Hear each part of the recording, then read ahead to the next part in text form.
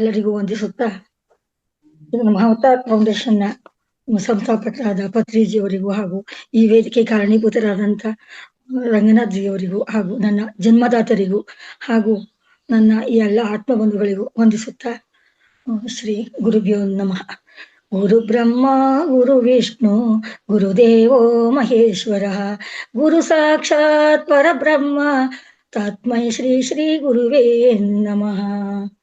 ಹಾಗೆ ಎಲ್ಲಾ ದೇವತೆಗಳಿಗೂ ವಂದಿಸುತ್ತಾ ಈ ದಿನ ವಿಶೇಷ ಏನು ಅಂತಂದ್ರೆ, ಇವತ್ತು ಎಲ್ಲರಿಗೂ ಗೊತ್ತು ಶುಕ್ರವಾರ ಅಂತ. ಆ ಶುಕ್ರವಾರದಲ್ಲಿ ಒಂದು ವಿಶೇಷ ಇದೆ. ಇವತ್ತು ಏನು ಅಂದ್ರೆ ಪಾಲ್ಗುಣ ಮಾಸದ ಒಂದು ಶುಕ್ಲ ಪಕ್ಷದ ಶುಕ್ರವಾರ. ಈ ದಿನ ಒಂದು ಏಕಾದಶಿ. ಏನು ಏಕಾದಶಿ ಅಂತ ಅಂದ್ರೆ ಏನೆಂದ್ರೆ ಸುಮಾರು ಜನಕ್ಕೆ ಆವಾಗಲೇ ಗೊತ್ತಾಗಿದೆ. ನಾನು ಮೊದಲು ಕೂಡ ಒಂದು 2 ತರಗತಿಗಳನ್ನ ತಿಳಿಸಿದ್ದೀನಿ ಒಂದುದ್ರಲ್ಲಿ. ಮತ್ತೆ ಈ ಏಕಾದಶಿ ಬಗ್ಗೆ ಹೇಳೋದಾದ್ರೆ, ಈ ಒಂದು 24 ಏಕಾದಶಿ ಒಂದು ವರ್ಷದಲ್ಲಿ ಬಂದಿರೋದು. ಆ ಏಕಾದಶಿ ಹೆಸರುಗಳನ್ನ ಹೇಳೋದ್ರಿಂದ ಕೂಡ ಒಬ್ಬ ಮನುಷ್ಯನ ಜೀವನ ಒಂದು ಸಾರ್ಥಕ ಮಾಡ್ಕೋಬಹುದು ಅಂತ ಒಂದು ಉಲ್ಲೇಖ ಕೂಡ ಇದೆ. ಪುರಾಣಗಳಲ್ಲಿ ಕೂಡ ಹೇಳ್ತಾ ಇರ್ತಾರೆ. ನಾವು ಇವತ್ತು ಅದ್ರ ಬಗ್ಗೆ ನಾವು ತಿಳ್ಕೊಳ್ಳೋಣ. ಮೊದಲಿಗೆ ಯಾವ್ಯಾವ ಏಕಾದಶಿ ಅನ್ನೋದನ್ನ ತಿಳ್ಕೊಳ್ಳೋಣ. ಮೊದಲನೇದು ಏಕಾದಶಿ ಈ ವರ್ಷದಲ್ಲಿ ಬರುವಂತ ಏಕಾದಶಿಗಳಲ್ಲಿ ಮೊದಲು ಷಟ್ಟಿಲ್ಲ ಏಕಾದಶಿ, ಜಯ ಏಕಾದಶಿ, ವಿಜಯ ಏಕಾದಶಿ, ಅಮಲಕಿ ಏಕಾದಶಿ, ಪಾಪ ವಿಮೋಚಿನಿ ಏಕಾದಶಿ, ಕಾಮದ ಏಕಾದಶಿ, ವದುತಿನಿ ಏಕಾದಶಿ, ಮೋಹಿನಿ ಏಕಾದಶಿ, ಅಪರ ಏಕಾದಶಿ, ಪದ್ಮಿನಿ ಏಕಾದಶಿ, ಪರಮ ಏಕಾದಶಿ, ನಿರ್ಜಲ ಏಕಾದಶಿ, ಯೋಗಿನಿ ಏಕಾದಶಿ, ದೇವಶೈನಿ ಏಕಾದಶಿ, ಕಾಮಿಕ ಏಕಾದಶಿ, ಪುತ್ರದ ಏಕಾದಶಿ, ಅಜ ಏಕಾದಶಿ, ಪರಿವರ್ತಿನಿ ಏಕಾದಶಿ, ಇಂದಿರಾ ಏಕಾದಶಿ, ಪಾಪ ಕುಶ ಏಕಾದಶಿ, ರಮಾ ಏಕಾದಶಿ, ಪುತ್ರದ ಏಕಾದಶಿ, ಉತ್ಪನ್ನ ಏಕಾದಶಿ, ಮೋಕ್ಷದ ಏಕಾದಶಿ. ಹೀಗೆ 24 ಏಕಾದಶಿ ಒಂದು ವರ್ಷದಲ್ಲಿ ಬರುತ್ತೆ. ಅದರಲ್ಲಿ ಒಬ್ಬ ಮಾನವ ಎಲ್ಲಾ ಏಕಾದಶಿ ಪೂರ್ತಿ ಮಾಡ್ತೀನಿ ಅಂತ ಅಂದ್ರೆ ಅವ್ರು ಚೈತನ್ಯವಾಗಿ ಅವರು ಮಾಡ್ಬೋದು. ಇಲ್ಲ ಅಂದ್ರೆ ಇಂಪಾರ್ಟೆಂಟ್ ಆಗಿ ಅವ್ರಿಗೆ ಯಾವುದು ಒಂದು ಆಕಾಂಕ್ಷೆ ಇದೆ ಅದನ್ನ ಈಡೇರಿಸ್ಕೊಳ್ಳಕ್ಕೆ ಒಂದೊಂದು ಏಕಾದಶಿಗಳು ಕೂಡ ಪ್ರಮುಖವಾಗಿರುತ್ತೆ. ಅದನ್ನ ಬೇಕಾದ್ರೆ ಅವರು ಮಾಡ್ಬೋದು. ಏನು ಅಂತಂದ್ರೆ ಏಕಾದಶಿ, ನಾನು ಇವಾಗಾಗ್ಲೇ ಹೇಳ್ದಂಗೆ ಒಂದು ಉಪವಾಸ ಅಂದ್ರೆ ಎಲ್ಲಾ ಉಪವಾಸಗಳ ರೀತಿ ಏಕಾದಶಿ ಉಪವಾಸ ಅಲ್ಲ. ಇದು ಧಾನ್ಯಗಳನ್ನ ವರ್ಜಿತ ಮಾಡಿ ನಾವು ದೇವ್ರನ್ನ ನಾವು ಮನ್ಸಲ್ಲಿ ಸ್ಥಾಪಿಸ್ಕೊಂಡು ಒಂದು ಯಾವುದೇ ಧಾನ್ಯ ಕೂಡ ತಿನ್ನದೇನೆ ನಿರ್ಜಲ ಏಕಾದಶಿ ಕೂಡ ಇರುತ್ತೆ. ಅಂದ್ರೆ ಒಂದು ನೀರು ಕೂಡ ಕುಡಿಬಾರ್ದು. ಈ ತರ ಏಕಾದಶಿ ಕೂಡ ಮಾಡೋದಂತವ್ರು ಮಾಡ್ತಾರೆ. ಇದರಲ್ಲಿ ಏಕಾದಶಿ ಅಂದಾಗ್ಲೇನೆ ಏನನ್ಸುತ್ತೆ, ಒಂದು ಧಾನ್ಯಗಳ ವರ್ಜಿತವಾದ ಏಕಾದಶಿ ಉಪವಾಸ. ಇದು ಧಾನ್ಯನ ಯಾಕೆ ವರ್ಜಿತ ಮಾಡ್ಬೇಕು ಅಂತಂದ್ರೆ, ಅವತ್ತು ಪಾಪ ಪುರುಷ ಧಾನ್ಯಗಳಲ್ಲಿ ಇರ್ತಾನೆ, ಅದರಿಂದ ಅದನ್ನ ತಿಂದವ್ರಿಗೆ ಪಾಪ ಬರುತ್ತೆ ಅಂತ ಕೂಡ ನಾನು ಮೊದಲು ಹೇಳಿದ್ದೀನಿ. ಇನ್ನ ಒಂದಿನ ಬೇಕಾದ್ರೆ ನಾವು ಅದನ್ನ ವಿಶದವಾಗಿ ಹೇಳೋಣ.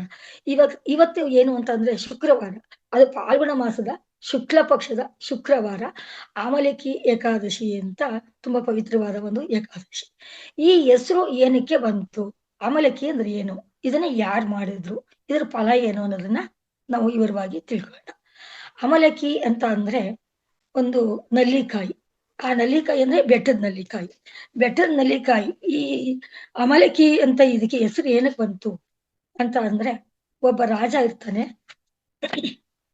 ಆ ರಾಜ ಒಂದು ಇದಕ್ ಮೊದ್ಲಾಗಿ ಏನಪ್ಪಾ ಅಂದ್ರೆ ಏಕಾದಶಿ ಅಮಲಕಿ ಏಕಾದಶಿ ಅಂತಾನೆ ಒಂದು ಹೆಸರು ಏನಕ್ಕೆ ಬಂತು ಅಂದ್ರೆ, ಆ ರಾಜ ಮೊದ್ಲು ಏನಕ್ಕೆ ಈ ತನ್ನ ಒಂದು ಪರಿವಾರ ಕೂಡ ಎಲ್ಲ ಸುಖವಾಗಿರ್ಬೇಕು ಅಂತ, ತಾನೊಬ್ಬ ಸುಖವಾಗಿದ್ರೆ ಸಾಲದು ಅಂತ ಒಂದು ಏಕಾದಶಿ ಉಪವಾಸನ ಮಾಡಿರ್ತಾನೆ.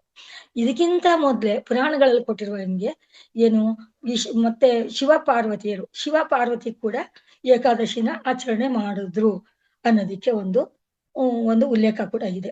ಶಿವ ಮತ್ತು ಪಾರ್ವತಿ ಮತ್ತು ಲಕ್ಷ್ಮಿ ನಾರಾಯಣರು ಕೂಡ ಇದನ್ನೆಲ್ಲ ಆಚರಣೆ ಮಾಡ್ತಿದ್ರು. ಅಂದ್ರೆ ನಾರಾಯಣ ತನಗೋಸ್ಕರ ತಾನೇ ಆಚರಣೆ ಮಾಡ್ಕೊಂಡಿದ್ದ ಅನ್ನೋದು ಕೂಡ ಒಂದು ದಿನ.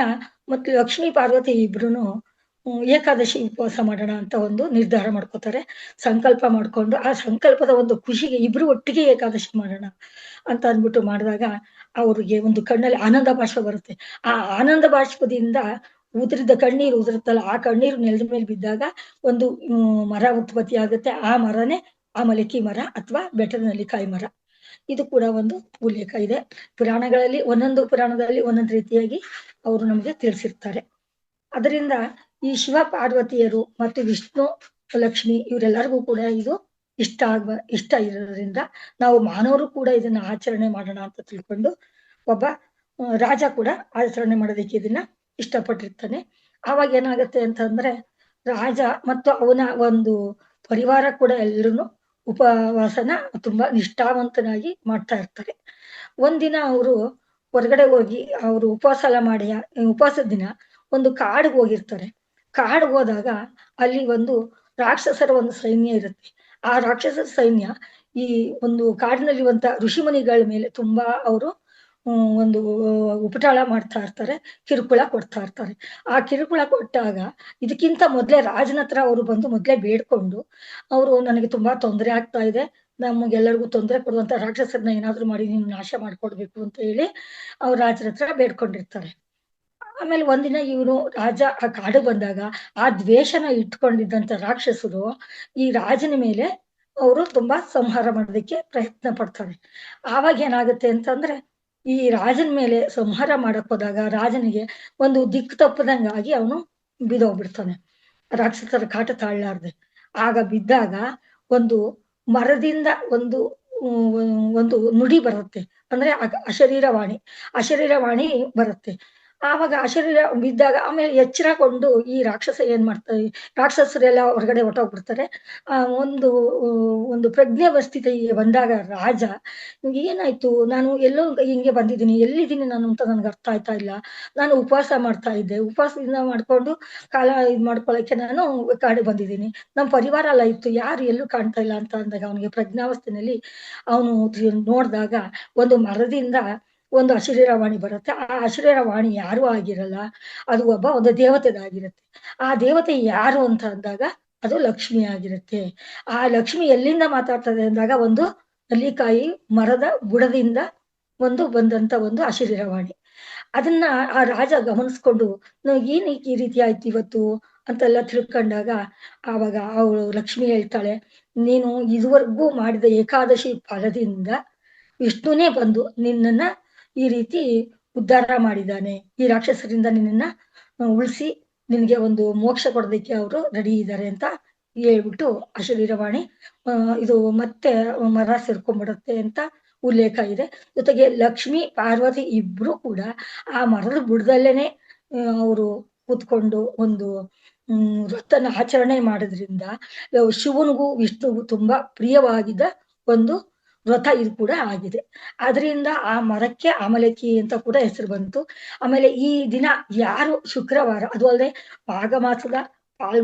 ಪಾಲ್ಗುಣ ಮಾಸದ ಶುಕ್ರ ಪಕ್ಷದ ಒಂದು ಶುಕ್ರವಾರನೇ ಬಿದ್ದಿರೋದ್ರಿಂದ ಇವತ್ತು ತುಂಬಾ ಶ್ರೇಷ್ಠವಾದ ದಿನ ಅಂತ ಕೂಡ ಅನ್ಕೊಂಡು ಯಾರು ಲಕ್ಷ್ಮಿ ಮತ್ತು ನಾರಾಯಣನ ಸಮೇತವಾಗಿ ಒಂದು ನಲ್ಲಿಕಾಯಿನ ಆರತಿ ಮಾಡಿ ಮೊದ್ಲು ಬೆಳಗ್ಗೆ ಎದ್ದ ತಕ್ಷಣ ನಾವು ಮಾಡ್ಬೇಕಾಗಿದ್ದು ನಮ್ಮ ಒಂದು ನಿತ್ಯ ಕರ್ಮಗಳನ್ನ ಮುಗಿಸ್ಕೊಂಡು ಆ ನಲ್ಲಿಕಾಯಿಂದ ತಯಾರಿಸಿದಂತ ಒಂದು ರಸನ ನಾವು ನೀರಿನಲ್ಲಿ ಬೆರೆಸ್ಕೊಂಡು ಸ್ನಾನ ಮಾಡೋದು, ಮತ್ತೆ ಅದನ್ನ ತಗೊಂಬಂದು ದೇವರಿಗೆ ಅರ್ಚನೆ ಮಾಡೋದು, ಶಕ್ತಿಯಾನುಸಾರವಾಗಿ ನಲ್ಲಿಕಾಯಿಂದಲೇ ಅರ್ಚನೆ ಕೂಡ ಮಾಡಬಹುದು. ಅದಾದ್ಮೇಲೆ ಮತ್ತೆ ಆರತಿಗೆ ಒಂದು ತುಪ್ಪದ ಬತ್ತಿ ಮಾಡ್ಕೊಂಡು ಅದು ನಲ್ಲಿಕಾಯಿನ ಕೆಳ ಮತ್ತು ಮೇಲ್ಗಡೆ ಎರಡು ಕಡೆ ಸ್ವಲ್ಪ ಓಪನ್ ಮಾಡಿದಾಗ ನಲ್ಲಿಕಾಯಿ ಕ್ಲೀನಾಗಿ ಕೂತ್ಕೊಳುತ್ತೆ. ಒಂದ್ ತಟ್ಟೆನಲ್ಲಿ ಅಕ್ಕಿ ಹಾಕೊಂಡು ಆ ಅಕ್ಕಿ ಮೇಲೆ 5 ನಲ್ಲಿಕಾಯಿಗಳನ್ನ ಜೋಡಿಸ್ಕೊಂಡು ಅದ್ರ ಮೇಲೆ ತುಪ್ಪದ ಬತ್ತಿಗಳನ್ನ ಇಟ್ಕೊಂಡು ಆರತಿ ಮಾಡಿ ಲಕ್ಷ್ಮೀನಾರಾಯಣನ ಅವ್ರು ಬೇಕಾದ ರೀತಿ ಅವ್ರಿಗೆ ಒಂದು ಸಂತೃಪ್ತಿಯಾಗಿ ನಾವು ಭಕ್ತಿಯಿಂದ ಆಚರಣೆ ಮಾಡಿದಾಗ ಲಕ್ಷ್ಮೀನಾರಾಯಣರು ನಮ್ಮ ಕಷ್ಟ ಕಾರ್ಪಣೆಗಳನ್ನೆಲ್ಲ ಕಳೆದು ಆಶೀರ್ವದಿಸ್ತಾರೆ ಅಂತ ಕೂಡ ಉಲ್ಲೇಖ ಇದೆ ಪುರಾಣಗಳಲ್ಲಿ. ಆದ್ರಿಂದ ಈ ದಿನ ಯಾರು ಈ ವ್ರತನ ಆಚರಿಸ್ತಾರೆ ಅವ್ರಿಗೆ ಲಕ್ಷ್ಮೀನಾರಾಯಣರ ಆಶೀರ್ವಾದ ಆಗುತ್ತೆ ಅಂತ ನಾವು ಅನ್ಕೊಂಡು ನಾವು ಮಾನವರು ಕೂಡ ಎಲ್ಲರೂ ಇದನ್ನ ಆಚರಣೆ ಮಾಡೋಕೆ, ಬರೀ ದೇವಾದಿ ದೇವತೆಗಳೇ ಮಾಡಿದ್ದಾರೆ ಅಂದಾಗ ನಾವು ಈ ಆಚರಣೆನ ಮಾಡೋದ್ರಿಂದ ನಾವು ಬೇಕಾದ ಒಂದು ಎಲ್ಲ ಐಶ್ವರ್ಯಗಳನ್ನು ಪಡ್ಕೋಬಹುದು. ಅಷ್ಟೈಶ್ವರ್ಯಗಳಲ್ಲಿ ಒಂದು ಈ ವ್ರತಗಳನ್ನು ಮಾಡಿ ನಾವು ಪಡ್ಕೊಳ್ಳುವಂಥದ್ದು ಒಂದು ಕ್ರಮ ಕೂಡ ನಮ್ಮ ಹಳೆ ಋಷಿಮುನಿಗಳು ಕೂಡ ಎಲ್ಲರೂ ತಿಳಿಸ್ಕೊಟ್ಟಿರೋದ್ರಿಂದ ಪುರಾಣೋಕ್ತವಾಗಿ ಈ ಏಕಾದಶಿ ಇರೋದ್ರಿಂದ ಈ ಏಕಾದಶಿ ಬಗ್ಗೆ ತಿಳ್ಕೊಂಡು ನಾವು ಮಾಡಿದಾಗ ನಾವು ನಮ್ಮ ಜೀವನದಲ್ಲಿ ಮೋಕ್ಷ ಸಾಧನೆ ಕೂಡ ಮಾಡ್ಕೋಬಹುದು. ಐಶ್ವರ್ಯಗಳು ಅಲ್ಲ, ಅಷ್ಟ ಐಶ್ವರ್ಯಗಳನ್ನ ಪಡೆದ ನಂತರ ನಾವು ಬೇಕಾಗಿರೋದು ಅಂತ ಐಶ್ವರ್ಯ ಅಂತಂದ್ರೆ ಕೊನೆಗೆ ಮೋಕ್ಷ. ಆ ಮೋಕ್ಷಕ್ಕೂ ಕೂಡ ಇದು ದಾರಿ ಆಗುತ್ತೆ. ಅದರಿಂದ ನಾವು ಯಾವುದೇ ವ್ರತಗಳನ್ನ ಮಾಡ್ಬೇಕಾದ್ರೆ ಎಲ್ಲಾ ವ್ರತಕ್ಕಿಂತ ಒಂದು ಏಕಾದಶಿ ವ್ರತ ಮಾಡೋದು ಒಂದು ಒಂದು ಯಜ್ಞ ಮಾಡಿದಷ್ಟು ಒಂದು ಸಂಪನ್ನವಾದ ಒಂದು ಕಾರ್ಯ. ಒಂದು ಅಶ್ವಮೇಧ ಯಾಗ ಮಾಡಿದಷ್ಟು ಒಂದು ತುಂಬಾ ಒಂದು ಯಾವ ಐಶ್ವರ್ಯ ಬೇಡ್ಕೋಬೇಕಾದಂತ ವ್ರತಗಳಲ್ಲಿ ಇದು ಒಂದು ವ್ರತ. ಏಕಾದಶಿ ವ್ರತ ಯಾವ್ದನ್ ಬಿಟ್ರು ಏಕಾದಶಿ ವ್ರತ ಕೂಡ ಮಾಡ್ಲೇಬೇಕು. ಯಾಕೆಂದ್ರೆ ಇದಕ್ಕೆ ತುಂಬಾ ಕಷ್ಟಪಟ್ಟು ತರುವಂತ ಸಾಮಾನಾಗ್ಲಿ ಹಣ್ಣು ಹೂವು ಎಲ್ಲ ಬೇಕು ಅಂತ ಕೂಡ ಹೇಳಿಲ್ಲ. ಅವನೇ ಹೇಳಿದಾನೆ, ಯಾವುದೇ ಒಂದು ಫಲಪುಷ್ಪ ನೈವೇದ್ಯಕ್ಕೆ ನಮ್ಗೆ ಏನಿದೆ ನಿನಗೆ ಏನಿಲ್ಲ ಅಂದ್ರೆ ಒಂದು ತೊಟ್ಟು ನೀರು, ಒಂದು ಪತ್ರೆ, ಫಲ ಪುಷ್ಪ ಏನಾದ್ರೂ ಒಂದು ಎಲೆ ಕೂಡ ಧರಿಸಿದ್ರು ಅವನು ಸ್ವೀಕರಿಸ್ತಾನೆ ವಿಷ್ಣು. ಅದರಿಂದ ನನಗೆ ನೀನು ಕಷ್ಟಪಟ್ಟು ಮಾಡ್ಬೇಕಾದ್ದೇನಿಲ್ಲ. ಭಕ್ತಿಯಿಂದ ಒಂದು ದಳ ತುಳಸಿ ದಳ ಹಾಕಿದ್ರು ಕೂಡ ಕೃಷ್ಣ ಯಾವ ರೀತಿ ಒಲದ್ನೋ ಅದೇ ರೀತಿ ನಾವು ದೇವ್ರನ್ನ ಉಳಿಸ್ಕೊಳ್ಳಕ್ಕೆ ಏಕಾದಶಿ ವ್ರತ ತುಂಬಾ ಒಂದು ಉನ್ನತವಾದ ವ್ರತ. ಎಲ್ಲಾ ವ್ರತಗಳಲ್ಲೂ ಏಕಾದಶಿ ವ್ರತ 1000 ವ್ರತಗಳ ಮಾಡಿ ನಾವು ಬೇಕಾದಷ್ಟು ಸಾವಿರಾರು ರೂಪಾಯಿ ಖರ್ಚು ಮಾಡಿ ಮಾಡುವಂತದ್ದಕ್ಕಿಂತ ಭಕ್ತಿಪೂರ್ವಕವಾಗಿ ಒಂದು ತುಳಸಿ ದಳ ಇಟ್ಟು ಕೃಷ್ಣನ ನೆನೆಸ್ಕೊಂಡು ಆ ದಿನ ಒಂದು ಧಾನ್ಯಗಳನ್ನ ವರ್ಜಿತ ಮಾಡಿ ನಮ್ಮ ಒಂದು ಅಂಗಾಂಗಗಳಲ್ಲಿ ಎಲ್ಲ ಒಂದು ನಿಶ್ಚಲತೆ ತಂದ್ಕೊಂಡು ದೇವ್ರನ್ನ ಆರಾಧನೆ ಮಾಡಿದಾಗ ನಾವು ಬೇಕಾದ ಐಶ್ವರ್ಯಗಳನ್ನ ಪಡ್ಕೋಬಹುದು. ನಮ್ಮ ಕಷ್ಟ ಕಾರ್ಪಣ್ಯಗಳನ್ನ, ನಮ್ಮ ಲೋಪದೋಷಗಳನ್ನೆಲ್ಲ ಕಳ್ಕೋಬಹುದು. ನಾವು ಮಾಡಿದಂತ ಕರ್ಮಗಳನ್ನ ಕಳ್ಕೊಂಡು ಮೋಕ್ಷಕ್ಕೆ ದಾರಿ ಪಡ್ಕೋಬಹುದು.